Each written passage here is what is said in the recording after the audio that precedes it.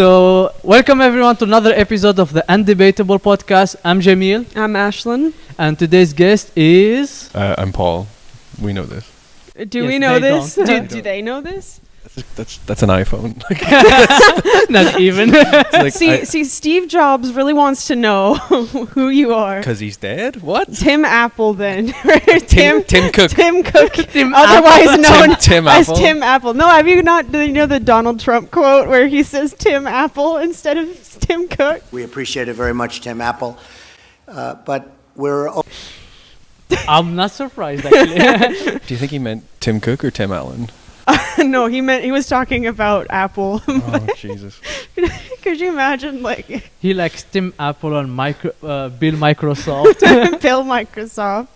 That's an unfortunate last name if I've ever heard one. Anyway, Yeah. so you need to tell people who you are. Tell us more about yourself. I'm Paul Sloan. I moved to Vienna on the 26th of August. Which is a really long time after this will be released. Yeah. TBH. So it's about 6 weeks ago from today. 7 weeks, maybe. So 7 weeks ago I moved here. And within a week, I met Jack Holmes, who sat me down for coffee, was very, very nice. And I said, I want to be a comedian. And he went, all right, here's like 2 rules. Good luck. I just start trying. And I was like, great. And then now I'm here. So we really get you when you're still fresh. Yeah. I'm pretty jaded anyway. Yeah. So like, Yeah. I'm already there. So if Does you that count as grooming? you can't groom a 31-year-old man. No, he's just 2 months old comedian. A 2 months old comedian. What am I, fresh out of the womb or something? Yeah, fresh out of Jack I'd- Holmes's womb, evidently. So if That's you bomb, an it's image his that fault. you don't want to know. If he bombs, I'm blaming Jack for this. God bless him. God bless him and keep him. All right, so for people who's joining us for the first time, let me introduce the podcast for you. We pick subjects that make absolute no sense, question no one have ever asked, and we get comedians to debate it. Yep. Today's subject is writing is for horny people. So how this show work? We're gonna flip a coin, and the winner gonna be debating for that thing. So we're gonna be debating for writing is for horny people. He looks embarrassed to be here already. Yes. No, I'm just trying to work out the arguments So for it and against it. so since you're our guest, Yes. you're gonna choose heads or tail. Tails never fails. All right. This is no. And heads it is. Are we doing that? I feel like landing on my mons pubis was not part of the act, so can we do it It again? was landing on you. I feel writing is for horny people, then All right, tails. tails. So you're gonna Tails, be tails never fails. Yeah. Let's do it a third time, just to be fair. Now I'm embarrassed to be here. Three times the charm. So that's what make you embarrassed? Nothing else? Yeah, I mean, fuck. Like, there's other things that we say on the podcast, but fuck, at least some of us know how to flip a coin. Right, tails never fails. There we Tails. are. All right. So what is it? What is it There you go. if tails again? Tails, he wins. Yeah. So he will be arguing for it. You're arguing that writing So- is for horny people. Writing is for horny people. And you're gonna have the opening statement. Okay. Yes. And that's why we have this. So once we're gonna start, you're gonna have the opening statement. I'm gonna flip it. Yeah. 3, 2, 1. Um, Fight. How long is my opening statement? As long as you want. As long as I want. If you manage to get it for 29 minutes, so she have only 1 minute to argue back. Spotty, I just want to dog. listen to this. Spotty dog. Writing is for horny people. Well, we really have to break that down, right? So what is writing? What is the process of writing? It's essentially just scribbling shit on the paper, right? Yes. And what is a horny person? Someone who's incredibly lonely. And well, yeah. Do you have to be lonely to be horny? Yeah, because I feel like as soon as you're not lonely with the right company and horny, you can find ways to dissipate the horniness. I mean, yeah, you can find you can be in a relationship though and be horny but not be able to satiate it. Case in point, long distance relationships. You can have friends and still be horny. You're not lonely if you have friends. Yeah, you're not lonely if you have friends. Sorry, I heard some different things about this podcast. I heard that I didn't have to make sense. I just heard I just heard I had to argue stuff. Yep, fair enough. All right, so writing is for horny people. I mean, that's very, very true. You know, if you look at the big examples like Ernest Hemingway, Yes. a man so tied up in what is essentially ejaculatory performance art, with murdering animals across Africa, having fights with people in bars, doing all this sort of stuff, and he was a pretty good writer. Very simple, very straightforward, and so I imagine him to be one of the best writers and one of the horniest people to have ever lived on the planet. He's the horniest person. I feel like there's some competition for that spot. Yeah, I mean, you could put a couple of people in there, Yeah. definitely. But writing is for horny people, I think, in that it gives you something to do with your hands, and that's You could just Do you know what I mean? jerk off. Like. true. But I But if masturbated jerking twice go- this morning, and I haven't written a thing, and I feel like that, for me, that's an anecdotal comment. So that's why you're not prepared for that. That's anecdotal evidence.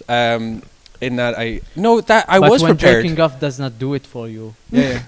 5 times still horny, so then you turn to work. No, I do it once, sleep 2 to 3 hours, go again, sleep 2 to 3 hours, go for the day. Which is terrible, because I actually do want to make a living and a career as a writer, and I'm torn between the pencil and the penis. Do you know what I mean? Yep, I we've all been there. I feel All three of us on this podcast have been between the pencil and the penis. torn between the pencil and the penis. To be fair, the pencil, the pen, and the penis. First of all, they're spelled quite alike. Yep. And if you go to Penn Island, that was always a pretty good one. Or pen 15, you know? Yeah, Pen 15, Penn Island, great place to buy your pen supplies. Mm-hmm. They both I produce. thought that's the Epstein Island. Okay, that's where we're going with this. What was that called? What's that island called?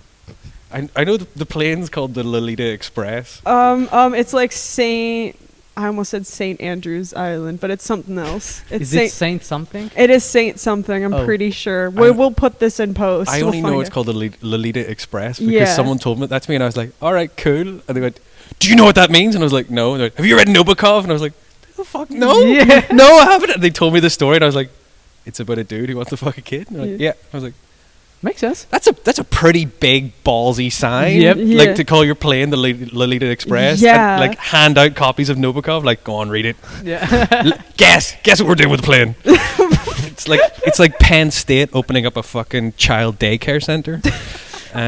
Penn State opening a child daycare. I'm seeing like a conspiratorial mind at play here. A little This bit. has the word pen in it, and penis has the word pen in it. Therefore, Yeah, and there's an S and an I in Pennsylvania. And pen. actually, no, there is an I. Fuck, I was thinking of the Y in Pennsylvania. That's a distraction. Anyway, pens and penises. I'm sorry we're getting derailed here. That's literally the Pens, point of the pencils, and podcast. penises. The 3 P's that we all need. Personal protective. Not the 3 Equipment. G's, the 3 P's. Yeah, the 3 P's. The 3 R's of education. The 3 P's of education. And how they work. Yeah. So the pen and the penis. They're very similar. Come in different sizes, different shapes. What about people without penises? Can they be horny and right? Like a pen, you can also purchase a wide variety of penis-appearing objects. Okay. I'm that's sure good some of point. them will come with ink in them. I have a friend who I feel You have a penis. God, I hope not. I hope not. They are Damn. those bastards are part of the problem. I mean, for once, I agree with you. No, for once, I thought we were friends. No, Because Not on what, this because I- debate. No, what? No. Because I don't have a penis, you're my friend. Like, I have a friend. He knows how to write, but he's not a writer. And for a long time, he was very, very single. He was surprisingly single for a man of his Scottish ways. And he purchased a pocket pussy, as Alright. they are wont to be called. And I hadn't been dating for a while, and we were chatting. We were at a football match, drinking beer, and I was like, "Yeah, I don't know what I'll do. I'll just chill out for a while and see what happens." And he goes, "You want to get yourself a pocket pussy?" And I was like, "What?" can we just watch the fucking football and not talk about this? And he goes, no. You want to get yourself a pocket pussy? And I was like, right. Why? And he goes, personal experience, they're really good. And I was like, tell me more. This is too good. I need to know this. And peer pressuring you into pocket pussy. Well, for me, when you're talking, I was like, please don't tell me he borrowed you his pocket pussy. No, I wouldn't want to. For the following reason. This video is getting age restricted for surezies.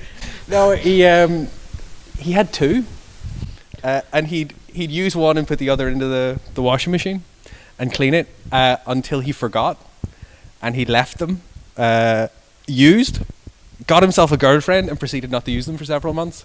And when he went back, they had mold and mushrooms growing in them. He got chlamydia from a pocket pussy. Yeah, but as soon as I'm like saying this, I'm suddenly thinking about the world that books bring to life, and the pen, the penis, the pocket pussy, the book. I was terrified you were going to do a mushroom metaphor there. No, they're allegories for each other, really. Do you know what I mean? Pen is to book, novel, what penis is to pocket pussy. I think people should just fucking clean their sex toys. Like, you could have saved yourself that disgusting metaphor just by cleaning your pocket pussy every so often. I know why you're disgusted with men. It's only because we don't. Based on that story alone, I'm disgusted at myself and my friend. For being there, like you didn't even use it, or did you? No. I just sold the Tom Philhabit. I took him purely at his word. It was like, I don't want to talk to you for about a week now.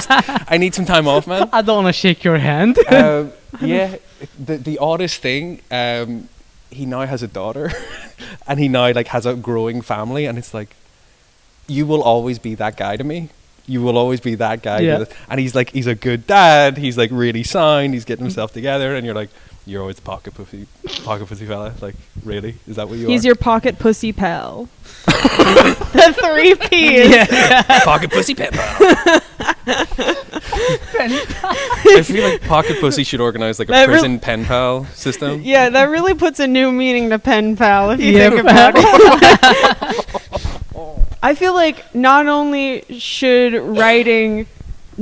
writing not for horny people, I think writing should not be allowed if you are a horny person, because that was a fucking horrifying story. I feel like that story single-handedly just proved my side of the debate that like you shouldn't. No, but he's not a writer. Yeah, he knows how to write though. We should take that away from him. He knows how to write, in that he knows what letters are and he knows how to make shapes with pens and paper. Yeah. Oh, that's damn. I wish I knew how to do that. But he's from Scotland, so like okay, fair. Beyond that, he doesn't want to write stuff down. Beyond like cave drawings. Yeah, Scotland has given us the television, some really good inventions, some other good crack. Really wonderful people, funny sense of humor. They don't need to give us anything in writing. They don't need to have any patents or any legal contract. They don't need evidence that can be used against them. Essentially, nothing in writing. Never anything in writing. So, do you have something against it? Do I have something against what? Letting Scottish people write. I think that Scottish people have had it rough, and the least we can do is give them all pocket pussies to keep them from writing. I mean, they can. That's not to say that you can't be like a creative person as a like you could still like record yourself talking, and you could just say that on stage if you want. If you're a Scottish comedian, like I support that. But if you touch a pen and you're Scottish, I really like how this debate was like making that Scottish people and horny people are the same thing. Well, with this story, I mean, he's the only Scottish person I know. He's one of 2 Scottish people I know. Oh. You need to meet more Scottish people, because I thought they were cool. But the ratio of pocket pussies to Scottish people that it's is 1-to-1. 1-to-1. 1-to-1, yeah. You can buy those in Scottish vending people. There was a time maybe where you I feel like buy. That's called slavery, and we shouldn't go there. Yeah. Yeah. We've gone to Nazis before, but slavery is beneath us. I guess we did slavery once. We probably did do Yeah. slavery. We've gone towards dolphin rape before, and Yeah. I mean, dolphins can't write. I feel like that's a good argument that all horny things and animals, But- all horny mammals should be given the opportunity to write. yeah, but no, that actually helps my side though. But they can't write, and they're all horny, and life is good Well, without them writing. Could you imagine a story written by like one of those fish that like kill their other partner while they're having sex and reproducing? That'd be fucking horrifying. yeah, but But you can find a niche audience who would be interested in that. Just because it's profitable doesn't mean it should exist. that. Hello, America. That's Yeah. fair. Yeah, why do you think I'm like this? I'm horny. The opposite. I have a girlfriend, thank you very much. I think, Which means I am never horny, apparently. and that Says is a lot about your writing. that's commitment. No, horny people is for writing. Writing is for horny people because it lets you burn off all the extra energy, right? And you're done with it. You can be a nice, normal member of society. I think that's wonderful. You know what else you could do to be a nice, normal member of society? Fuck, consensually, of course, but like, it's good for your health, it's good for everything else. Yeah. I think that's it's good fine. for society. I think that's fine. But like chafing and injuries and time off, absence makes the heart grow fonder. I guess- not absence as I thought it was. I guess that means we just shouldn't do anything ever anymore if there's a chance that you could get chafing or injured. But I think that's a very important part of fucking or lovemaking or romance is time away from time. And you're just like, oh yeah, I can do that. What are you going to do now? I'm going to write some poetry about how much I want to touch your bum. That's very nice. Oh, that's really nice. Can I read it? No, it's disgusting and horrible. And it references a Scottish friend I have. I don't want to talk about it. And then you're like, oh, okay. What are you doing it for? Oh, it's just so I need to not make love with you. And it's like, oh, that's so romantic. That's and you get bonus points, both of you, for that. Yeah, but then like those letters gonna be discovered later on. Oh, burn and them. be published. No, do a Sigmund Freud. Just burn the fuck out of them. Burn them to the ground. Sigmund Freud should have burned more stuff. He is probably the best reason why horny people shouldn't write. Yeah. No, I mean, so Freud wrote a lot of diaries, as far as I can remember, from a book by Adam Phillips, who's like a big psychology fella. And he said that when Freud was young, he wrote a lot of diaries, he kept a lot of notes and stuff.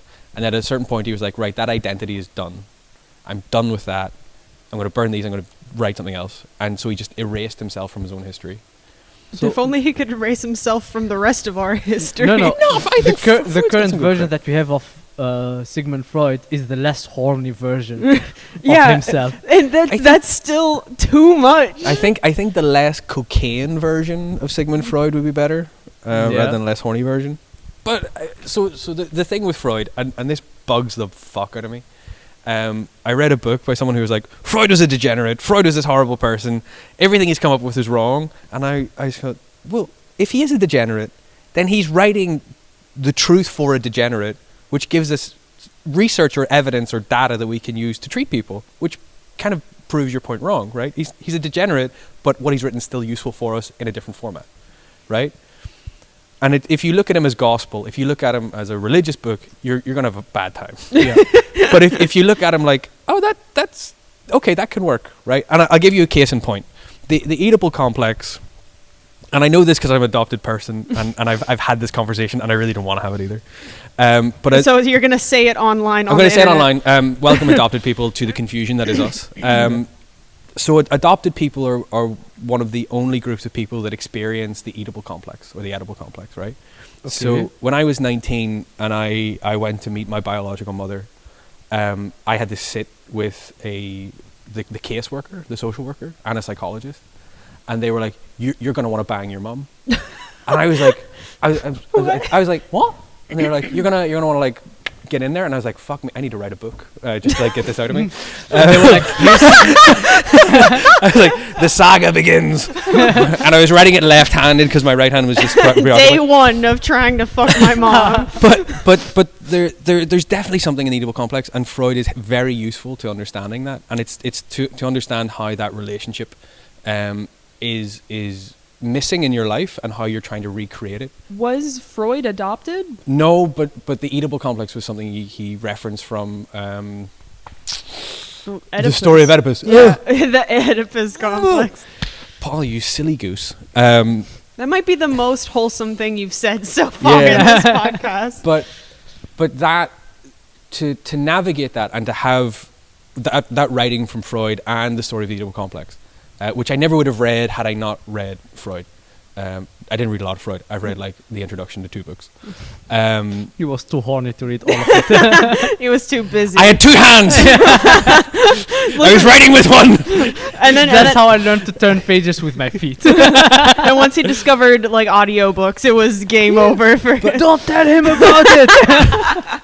but that was extremely important for me to come to terms with an emotional relationship that I did not have, that I would never have, and I could never reconcile with myself. And talking to other adopted people, that's an extremely important thing that we've all had. So while I think Freud was a horn dog, and he wrote a lot, there's an hugely amount of useful information there for people. Like, name aside from this personal anecdote, what's something that could that Freud said that could be applied like generally? Do you think? There's something that he said, which is where there is sex, there is no love, and where there is love, there's no sex. And I think that that's true to an extent. And when you think about it and you spend some time thinking about it with your partner or multiple partners or whatever you've got going on, I think that once you sort of sit with those 2 things, you kind of find that there's a balance and a knife's edge that you have to sort of filter, or not filter, but flit between and flit across, and sit with both. Because you can't have a partner that you make love with every time. There's at some point you just want to rip the hair out of each other and fucking go at it. And you can't just bang the fuck out of them all the time. There's a part where you're like, we have to do something quite emotional here and do a bit of work and sort of fall into and out of each other. I think that's one of his better sayings. Like it's a mixture of both, and you have to, where you do one, you can't have the other. Where you do the other, you can't do the one. Don't ask me I'm to happy respond that to I'm this. moderator, so I don't have to respond to that. So Well, don't ask me for to you, do. it's either Don't you look at me. You were saying that you were in a relationship earlier. Yeah, But I mean, no, but the subject is not my relationship. love and blah blah. Yeah, I don't think so. But I think there's like a point where you're having a serious emotional conversation and you're really connecting with your partner. And I think there's a part where you go, I want to express a connection of love with you. And I don't think that comes down to, I want to raw dog you on the floor. Well, no, but those are different types of fucking. But also, Right. that's not the point of Right. this. Is a debate. I was about to say like, okay, let's move Yeah. to the subject that we had. Writing is for horny people. What do you say? Is horny people should not write, or people who write are not horny? What's I think the horny people should never write.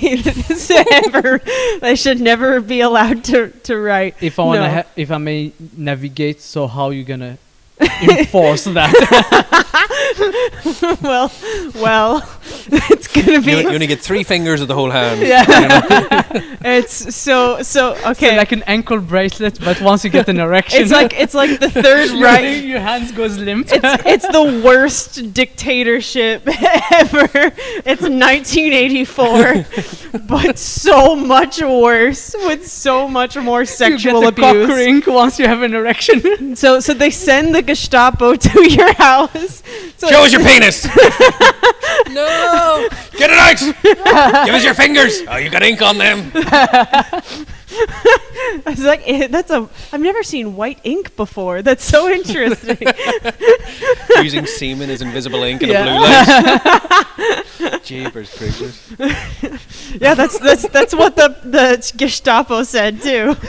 They saw That like an makes Illuminati message with the semen. They're going around with the blue light like all over your pages. What's he saying? I don't know, but he's saying it everywhere. So that's on the ceiling. Like, It's under the it's under the cooker. how are you supposed to enforce it with the women? It's simple. We just go back to saying women don't experience horniness, and then that's it. So, This is just a punishment. but that makes No. that women in your world will be able to write all the time because you not cannot necessarily. prove how they are horny.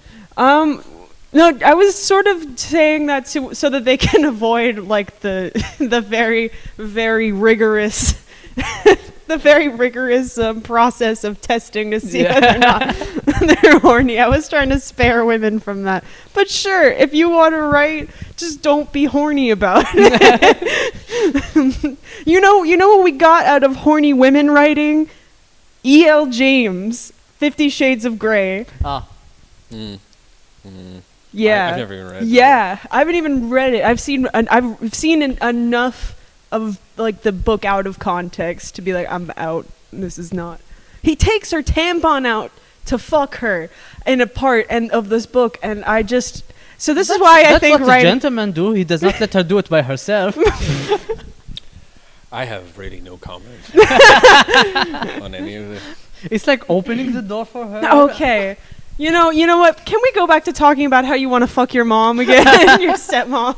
I miss you guys. We need to have him and Ali have a conversation. Oh my god. You and Ollie argue over, is it immoral to have a crush on someone in a stock photo image? Answer, only if it's your mom.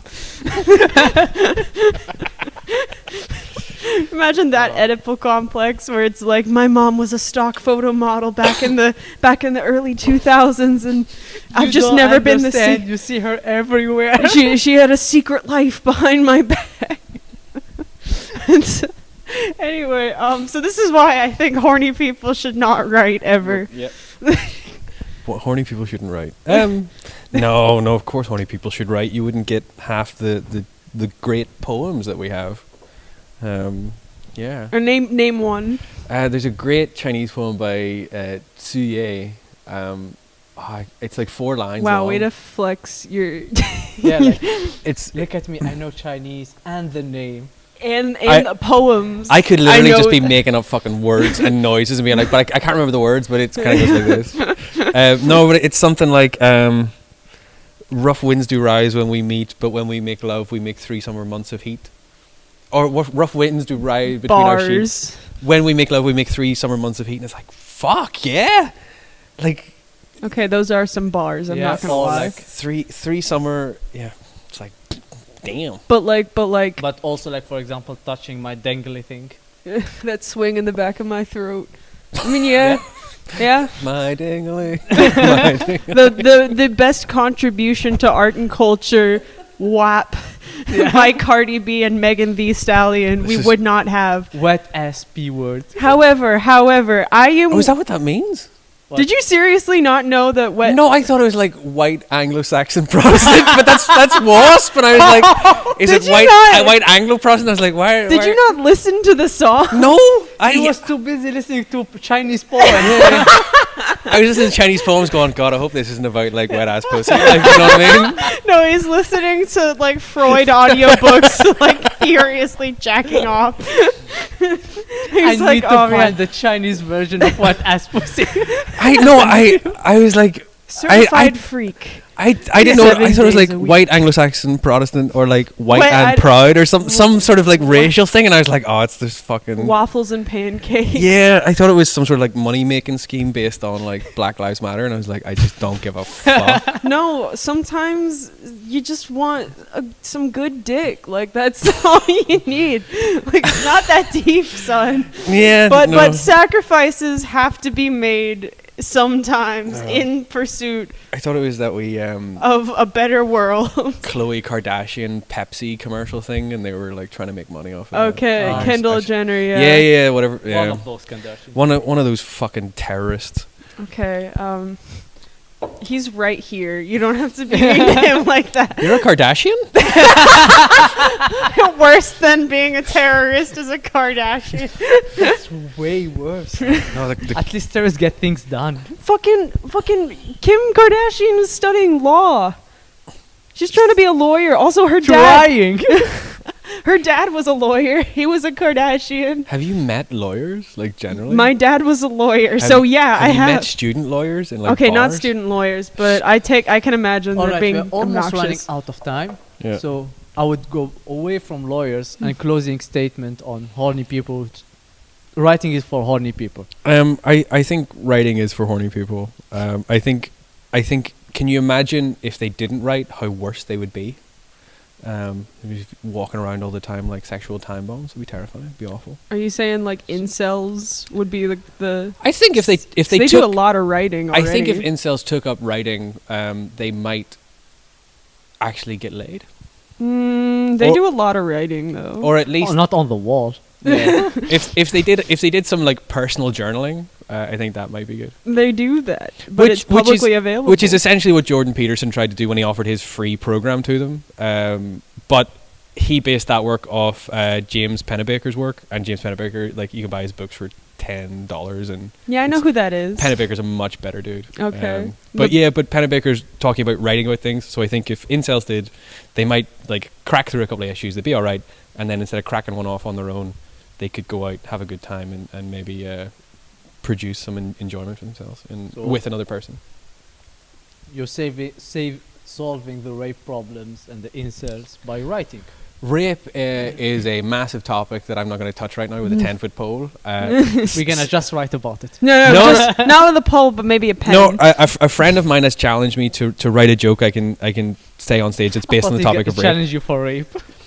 That's a... Okay. I don't know where you're from, but where I'm from, we call that assault, and we don't do it. We never. No one has ever But committed rape. a friend of mine has challenged me to write... A female friend of mine has challenged me to write a 20-minute joke about rape. And I've been like, okay, I'll do it. And so far, it's been about 3 weeks of research about what rape is and the history of it. And it's the most depressing fucking thing in the world. Can imagine. Writing a joke that's 20 minutes long is already a big accomplishment on its own. Time-wise, it's a 15-minute history lesson, a 4-minute setup, and a 1-minute punchline. And it's just like, if an audience will follow me that far, if I can buy enough trust to get through it, I think it'll pay off. But it's such a nuanced thing. I think I'm going to spend like another year on it, just trying to make sure I'm not pissing people I'm off. gonna definitely follow up on that, but we're definitely out of time. Yeah. Just Closing statement. Real quick, for context, this is the same dude who spent 5 minutes doing nothing on stage during an open mic and getting an audience member to do everything for it. I'm not joking, that happened the other day. So honestly, if you see him around, just expect nothing. Unexpectable. Expect literally nothing. Expect horniness in there somewhere. Because as we know, Because he was not able to write. in my perfect worlds, you would not exist. Me? Because you're a horny person who thinks writing is for horny people. In my world, you would just not be horny, and the world would be a better place. I don't want to read any more incel posts about women being not human. I kind of just want to live my life. I've never read any of this. That sounds horrible. Oh yeah, dude, don't read it. I feel like, can you send me some of it so we can compassionately just die honestly, together? I will send it to you. Please. You can find this link on We're gonna description. We're gonna start our new podcast, Paul and I, where we analyze the diaries of the Columbine shooters or something like that. those React videos. Comedians react to the Columbine shooting, to Elliot Rodger. But you can actually do that. I don't want to react to American culture. I don't want to react to horny people, but here we are. Anyway, this is. That was another episode of the Undebatables. Thank you, Paul. Cheers. That was an interesting video. I'm trying to work out what my argument was. Safe to say, my argument is get a Scottish friend and realize that you can write and not have a pocket pussy and you'll be fine. The answer: we are a very anti-pocket pussy. Yeah. This is our stance on the Undebatables podcast. All right, Paul. Do you want to plug anything where they're gonna follow you, where they can find you? Plug that pocket pussy. No, not really. His number is 3457. Ladies, if you want to.